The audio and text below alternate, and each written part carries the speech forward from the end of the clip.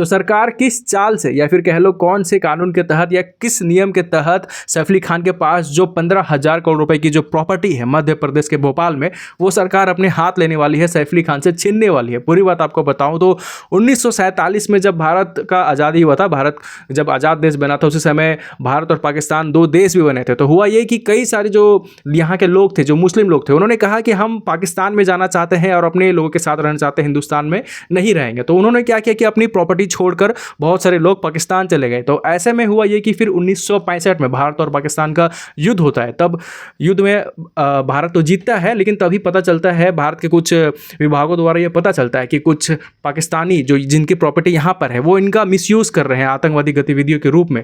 तो यहाँ की जितनी भी प्रॉपर्टी है, जिनके जो मालिक है, जो ऑनर है, वो पाकिस्तान चले गए हैं। तो फिर उनका जो भी यहाँ पे प्रॉपर्टी बच गया है, वो प्रॉपर्टी को एनिमी प्रॉपर्टी घोषित कर दिया जाए। एनिमी प्रॉपर्टी घोषित करने का मतलब यह है कि अब उस प्रॉपर्टी पे कोई भी हक उनका नहीं रहेगा, वो अब सरकार के अंडर में आ जाएगा, सरकार का कब्जा पर हो जाएगा।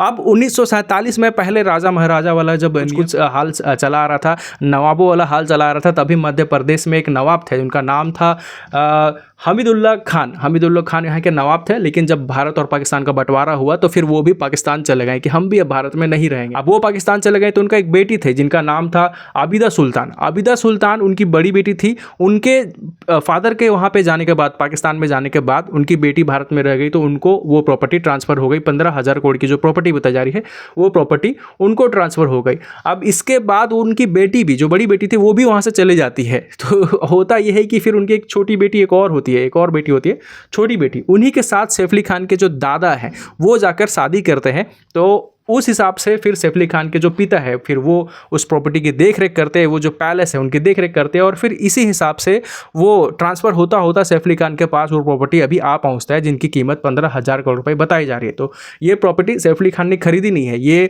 उनके वंशगत के रूप में उनके ये प्रॉपर्टी प्राप्त हुई है। ठीक है, अब यहीं पर सरकार ने ये कहा है कि आपको जो प्रॉपर्टी जो आप अपने बता रहे हैं वो एक्चुअली में एनिमी प्रॉपर्टी है, क्योंकि जिनकी ये प्रॉपर्टी थी, जिनका नाम हमीदुल्लाह था, वो यहाँ से चले गए थे। तो फिर उस हिसाब से उनकी बड़ी बेटी को ट्रांसफ़र हुआ, बड़ी बेटी भी यहाँ से चले गई, और फिर धीरे धीरे पूरा खानदान यहाँ से चला गया।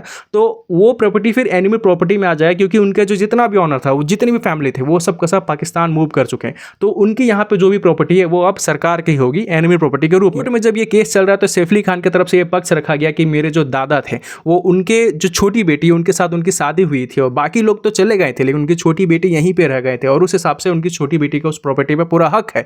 और उनके छोटी बेटी से जब मेरे दादाजी शादी किए, फिर मेरे पिता उस प्रॉपर्टी के देख रेख, तो फिर पीढ़ी दर पीढ़ी ये प्रॉपर्टी ट्रांसफ़र होता हुआ मेरे तक आई है। तो ये मेरे पूर्वजों का प्रॉपर्टी है, तो इसमें मेरा अधिकार है। और ये 15,000 करोड़ का जो सरकार जिसे एनिमी प्रॉपर्टी से घोषित कर रही है, ये एनिमी प्रॉपर्टी उस हिसाब से नहीं होता है, ये मेरी प्रॉपर्टी होती है, और फिर मैं इस प्रॉपर्टी को नहीं छोड़ सकता। और साल 2015 24 फरवरी को इनकी जो प्रॉपर्टी है 15,000 करोड़ की, उन्हें एनिमी प्रॉपर्टी घोषित कर दिया गया। और तब सैफ अली खान के जो मदर है शर्मिला टैगोर, वो कोर्ट में जाती है और इस मामले में स्टे लगवा देती है, और तब से इस मामले में स्टे लगा हुआ है। लेकिन हाल ही के दिनों में और चर्चा जब तेज हो गई है, अब ये कहा जा रहा है कि सरकार अब चाहे तो ऐसे या फिर कहो ऐसे किसी ना भी किसी तरीके से वो प्रॉपर्टी को हासिल कर ही लेगी। अब इसमें आपकी क्या राय है, क्या लगता है? उनकी छोटी बेटी जिसके साथ सैफ अली खान के दादा का शादी हुई थी, क्या सच में वो पाकिस्तान चली गई थी, या फिर यहीं पे रह रही थी, या फिर वो उन्हीं की वंशज थी? अब यहाँ जो मामला पेचीदा हुआ है, यहाँ पर क्या है, मतलब सच्चाई क्या है, क्या लगता है आपको? कमेंट कर जरूर बताएं।